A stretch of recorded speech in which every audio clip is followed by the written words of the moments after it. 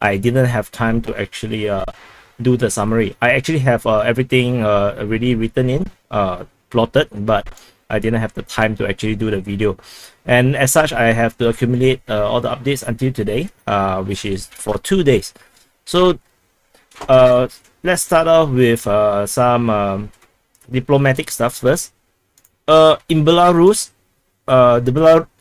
Lukashenko, the de facto dictator of Belarus, or you can say a wildly popular president of Belarus. I'm not sure if he's actually popular and that his election result is really real.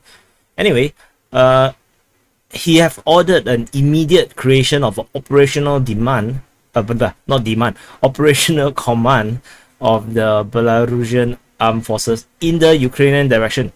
So in a very weird perhaps translation, I'm not sure, a new front has opened and we immediately need to create an operational direction on the southern flank. So this is a very, very weird way of talking. So there is a full video, but because I don't understand Russian, I can't really understand what he say. He mentioned that Minsk expect pressure from Poland, Lithuania, and Latvia. So that's kind of weird because Poland, Lithuania, Latvia, they are bordering Belarus, but they are not in the south. So creation of operational command against Ukraine is kind of weird. But this information come along the same time as the Ukraine. Verona Rada is trying to vote on a new legislation that allows them to confiscate all Belarusian assets. So basically, they want to rob Belarus, and that is kind of dumb because that will probably attract Belarus into this war. And this development pretty much is what Ukraine seems to want for whatever reason. So and then there's another news. The Ukraine have received Sukhoi 25 and Mi 17. What's wrong with my mouth? From Eastern European countries, according to another source that I saw, is actually from Bulgaria. So the aircraft are handed over to the Ukrainians in a de-assembled condition. So this is also probably how they have managed to smuggle all these aircraft into Ukraine previously, allowing the revival of their air force. However, the Ukrainian air force lately has been really become quite small in recent time. The shoot down has been much more lesser, and it could either be they are getting better at flying or they are running out of aircraft, either one. So anyway, this is something. So we will probably expect to see more Sukhoi 25 and Mi 17 operating in Ukraine in the near future, probably in a week or two. So let's go to missile strike. Should I? Missile strike. Russia strike Pokrovsk railway station. So according to the Ministry of Defense of Russia, they say that they have struck the railway station, and as a result, units and military equipment of the 10th Mountain Assault Brigade of the Ukrainian Armed Forces has been destroyed. This equipment and units are meant to strengthen the grouping in Donbass. Obviously, they are not here for picnic. They were destroyed during unloading. So that's one thing. Let me see, is there anything else? I believe there is okay, there is a cross-border shelling this time round by the Ukrainians on the Russians at the Zurazlevska, which is this little town here along the border of Ukraine and Russia. So they were being shelled, and there are reports of explosion. And what else? Okay, so let's go to the fronts. On the Odessa front, there is a shoot down of a transport plane over Kremidivka. So Kremidivka is here. So there's a transport plane carrying, reportedly carrying ammunition and weapons being shot down. So this is reported by the MOD of Russia. Usually shoot downs tend to be reported by the Ministry of Defenses because only they are able to know this kind of information usually. So on the Mykolaiv front, Mi-8 is shot down over Belozerka. In the report, they call it Bermashov. So if you actually try to find Bermashov, you actually wouldn't be able to find this place. It's actually Belozerka. So Mi-8 is usually used for transporting troops. Sometimes because they can also use rockets, so sometimes they are used as a air attack or air support helicopter. So maybe they are trying to shell some of the Russian location, and it got shot down by air defense systems. There is no military operations or rather no ground offensive in this line here. However, at Kherson, there is news that the Kherson region has now starting its transition into Russian rubles from the Ukrainian hryvnia. So hryvnia, I'm not sure how do you pronounce that. They should learn to use some. Never mind. Then, so from May onward, the salary and pensions in this region will be paid in rubles. So very kind of them to pay the Ukrainian pensions. Anyway, and then in the newer information, so this one was actually from I saw this yesterday. I saw this today, that the Kherson residents will now be able to obtain Russian passport. And in fact, Vladimir Putin, the Russian president, has signed a decree, or basically that makes him sound very dictatorship. So he is a dictator anyway. If you can sign decrees, that passport being registered in Kherson will go through a simplified process.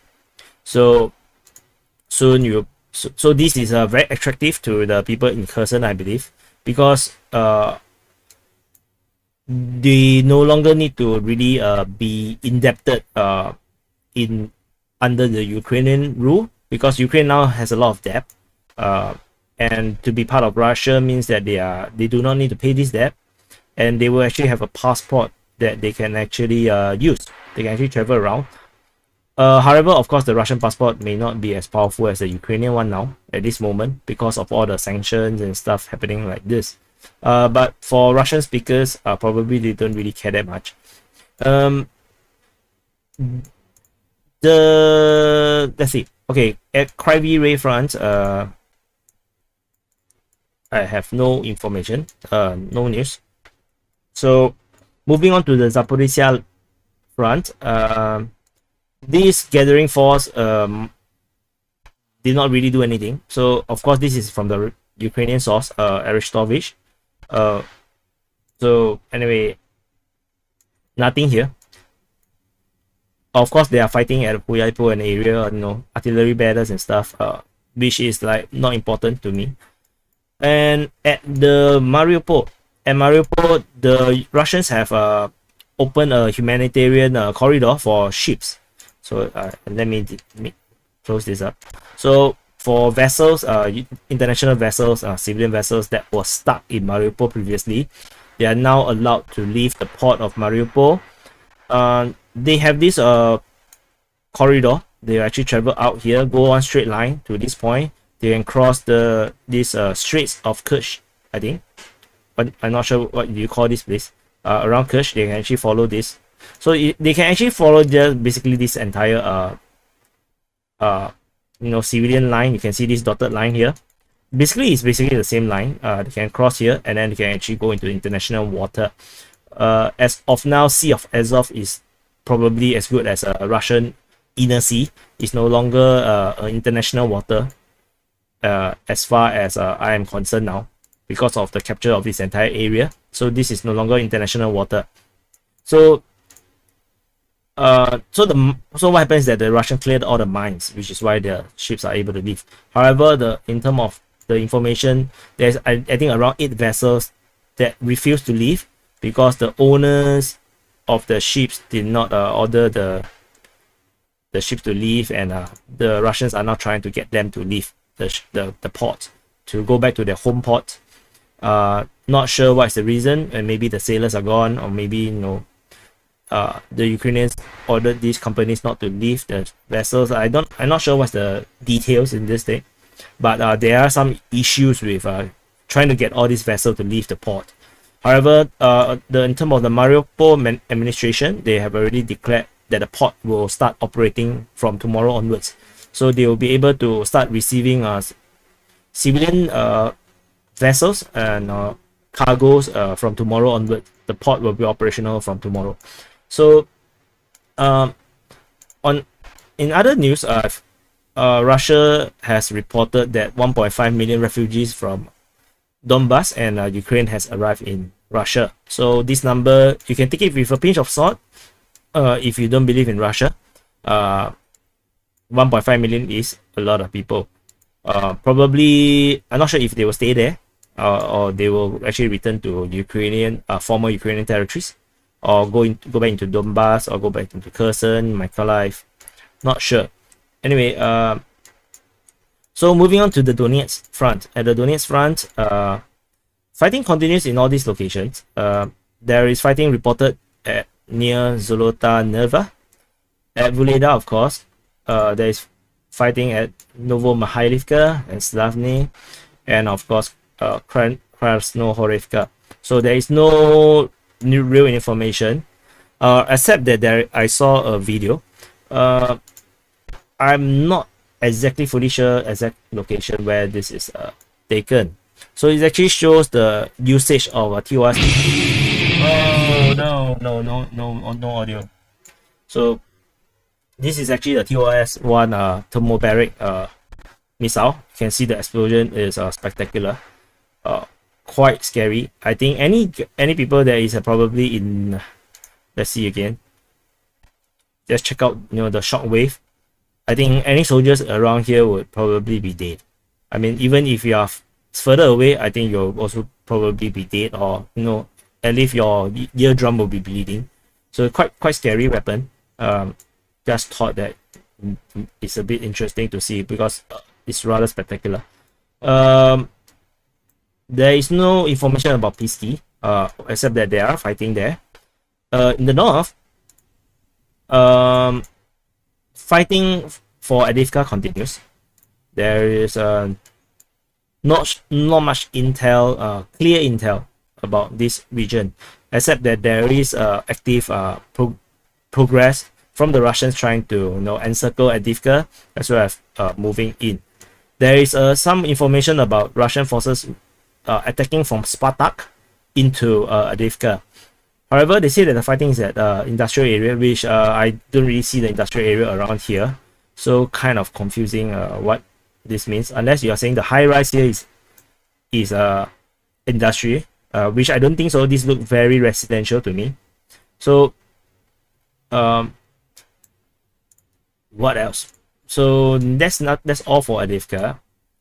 There's no news at this poorly drawn tree, basically. No news at New York and Yurivka. I don't even think this fight is on now. No news at Thorax other than they are having water issues for the civilians.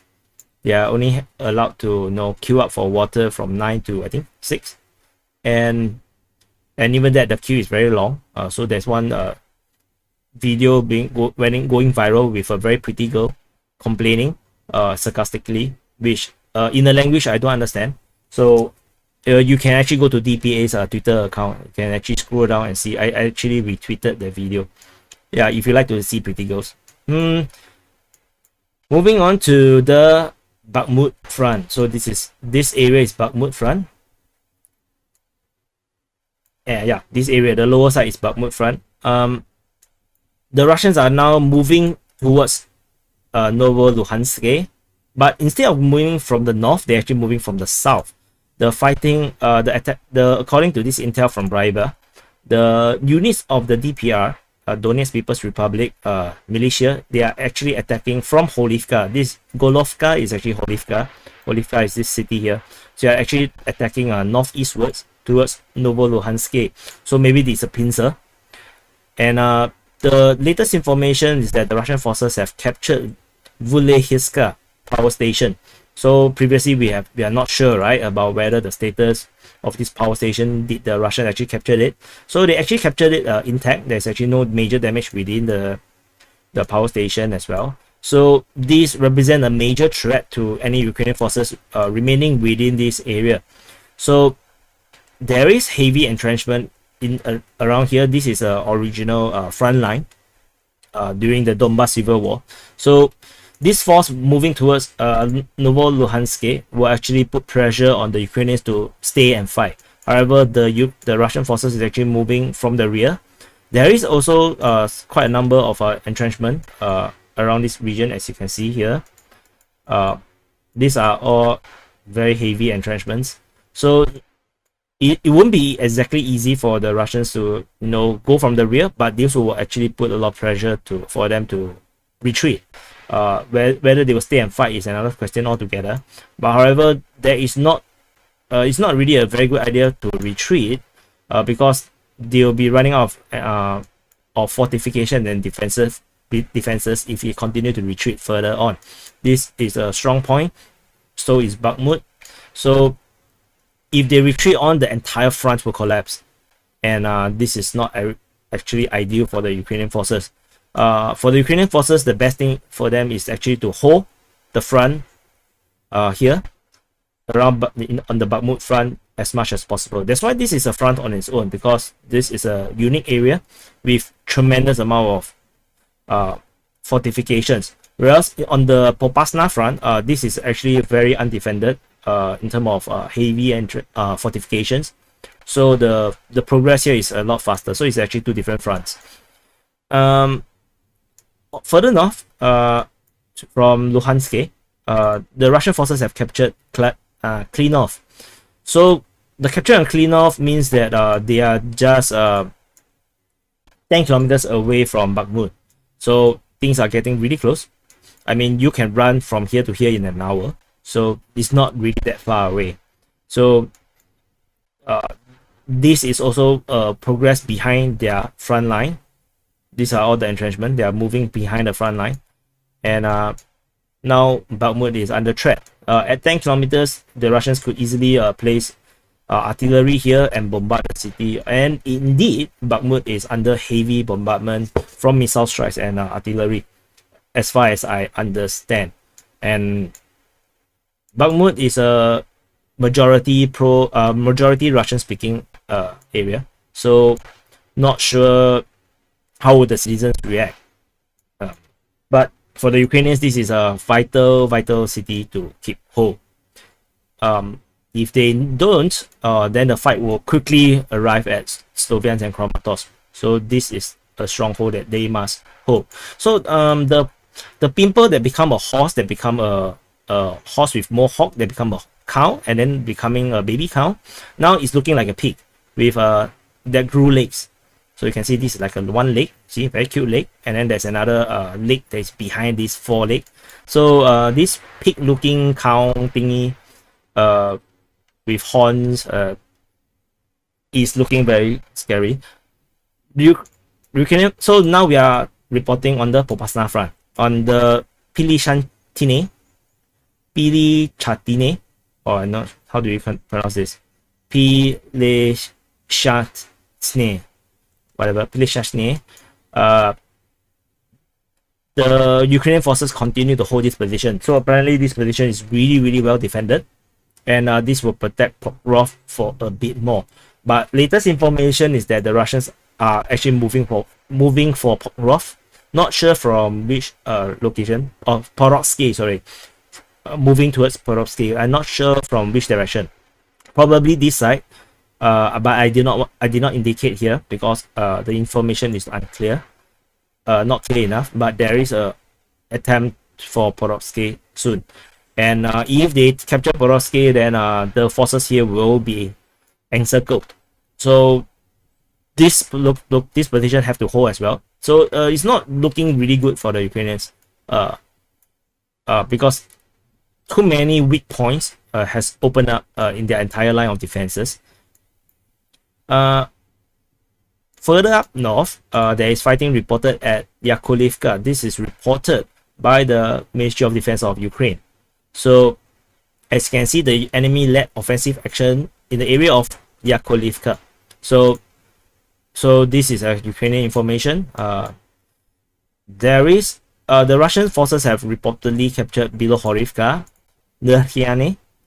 However, there is dispute. The Ukrainian Ministry of Defense say that the attempt at the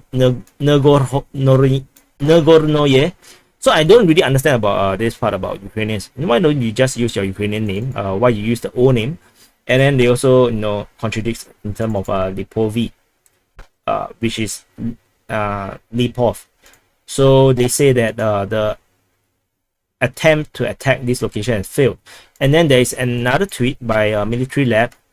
I did message him in the reply to this tweet, asking for his sources, because he said that the Ukrainians have counterattacked and recaptured Nahirne, Bilohorivka, and Lipov. However, then the latest Ukrainian information said that the Russians has attacked Berestov and Nayakov. So if this is true, I actually fact-checked this guy. So Thomas Mushler said that this is by the Ukrainian General Staff, and I actually saw this information in the operational information. So this information is correct, which means that if the Russians are attacking Nirkov and Berestov, then it is for sure that the Russians have captured Lipov and Nahirne. And thus, this entire tweet is invalidated. However, I need to report this because this is mentioned. So this information invalidates all these contradictions. So otherwise, there is still no progress at Hrubivka. And this clearing up information, this clearing up operation still continues to be clearing up. Apparently the floor is really dirty. They probably splash red paint everywhere. If you know what I mean. The fighting at Herske and Zolote is a bit confusing. There is a lot of mention of progress, and there is also a video from the Russian side showing the reporter following some Russian troops into the forest. I have no idea which forest they are in as well. So that the forest is reportedly in Zolote. So whatever it is, no idea what is the progress like now. The fighting is very confusing. And if the Russians are fighting for Berestov, then this is looking really bad, because there's not a lot of towns left, and then retreat will be looking increasingly difficult. So there is also information. Okay, so there is information that there's fighting at Toshkivka. So this is by Ryba, making so Ryba is actually a pro-Russian source or analyst. So fighting at Toshkivka is a bit funny. Not sure how do you actually quantify the fighting at not exactly know where's the exact location. However, there is information also that there is full control over this Herske Lysychansk highway. So this is Herske Lysychansk highway. This highway is now at least one part of it is under Russian control. So there is so I'm not sure if this means the entire highway, which might be true as well, but I'm not going to be so ambitious to just draw this entire area, because this is a baby pig. So you see, this is the nose, the eyes, and small little legs. So I want to keep the baby pig for now. Moving up to the Luhansk front, the top. So this is the south of Luhansk front. In the north, there is some news. So probably I will start to be mapping the fight at Severodonetsk street by street at this rate. So there is fighting reported at the Severodonetsk bus station, which is actually here. And also there's fighting reported near Meyer Hotel or Mer Hotel.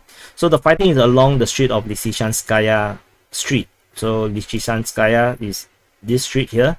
So the Russian forces have only just starting to enter the city from the northeast.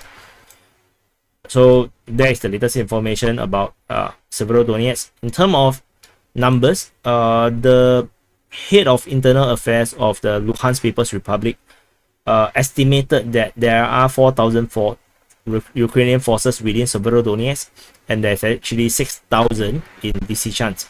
So together in this twin city is around 10,000 troops. It's a bit lesser than the previous estimate by this viral tweet that say Lysychansk has up to 10,000 and Severodonetsk about 2,000.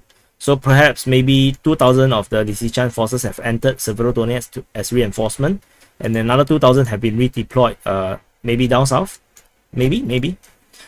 So there's no crossing around Savitsky Donetsk River. So now we are in Izium front. The major news at Izium front is the capture of Liman. So from yesterday to today, actually there's a lot of progress. In fact, the map has been evolving for around at least 3 times, which I did not manage to report. And then by the time I want to report the latest front, the Ukrainian forces has reportedly retreated. So this is actually based on information from the residents in Liman. And there is also videos coming out, TikTok videos of the Ukrainians TikToking out of Liman through the forest road.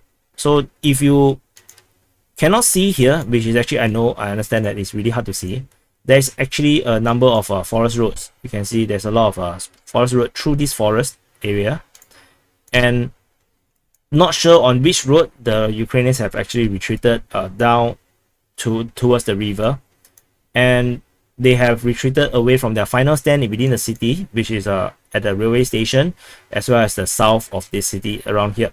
So in the last reported front line was actually all the way to this area. However, they have retreated, and then the Russians have all this information have been going viral that Liman has been taken by the Russian forces. So I have now repeated the same, that Liman is now under Russian control. So this is the biggest news now. Another major city, a bit like Popasna, that is captured. So this will soon they will be reaching at Shurov or Shushrov. Shushrov is this town along the river, and there is no clear sign of how the Ukrainians are going to cross the river. So there is no clear bridges here.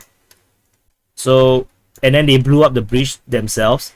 So both bridges are blown up before the Russians are even arrived. So their own forces are being trapped within this area. So the next crossing might be all the way up here, but there is actually no crossing to go onto the other side as well. So I have no idea how these Ukrainian forces, is going to retreat, unless they're going to swim. Let me see. One block. No, it's not really that far. I think it's swimmable. So maybe they're gonna all swim, or maybe their BMPs and whatever can cross the river. So maybe they can swim. So maybe. But it's not looking good for the Ukrainian forces that have retreated from Liman. Yeah, so this is really a bad habit, of the Ukrainians just keep blowing up bridges before the Russians are even there yet, and causing themselves unnecessary problems, which is pretty evident in the Chernihiv, Sumy, and Kiev region. Bayraktar TB2 is shot down over Shandriholov. So probably this TB2 was trying to either reconnaissance the Russian positions or gathering of forces, or probably is trying to do some strikes. However, it got shot down, so it's pointless now. The fighting at Pasika there's no information on that. This entire area still remains to be Ukrainian. There is no ground operation at Izium. It's still mostly artillery strikes. I believe that the Russians are planning to just hold this position for now, because the lack of progress and attempt to push out seems like they are just happy to stay there.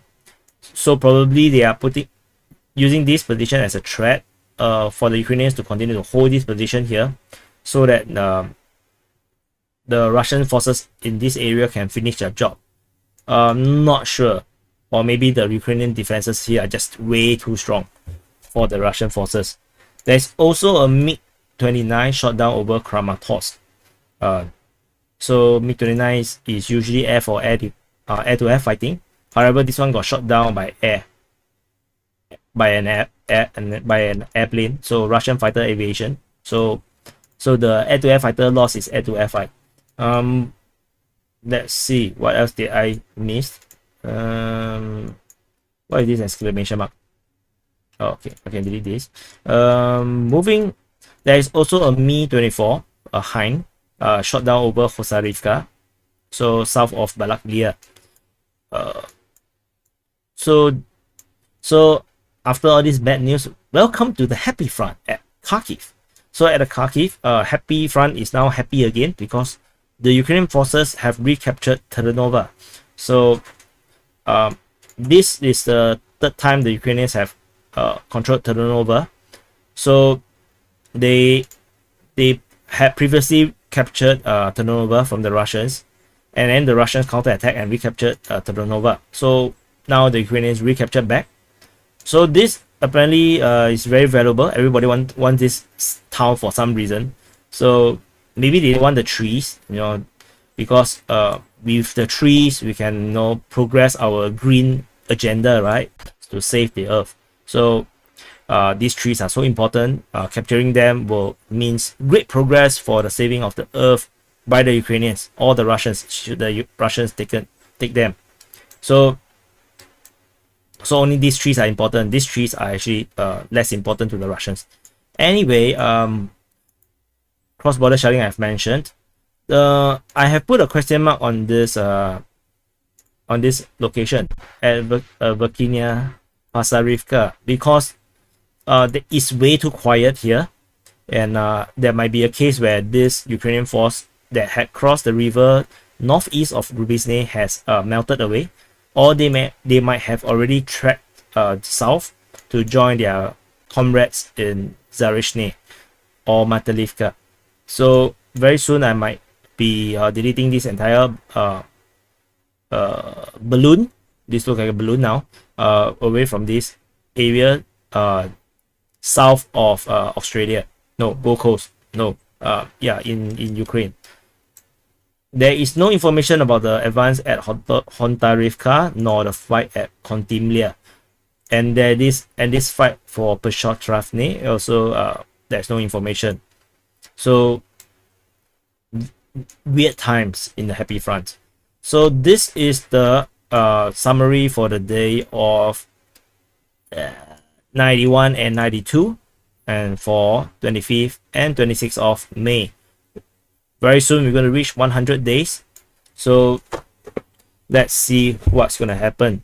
For those that are curious about the Polish, I think the Polish might be a misinformation. I haven't seen any information about these guys yet.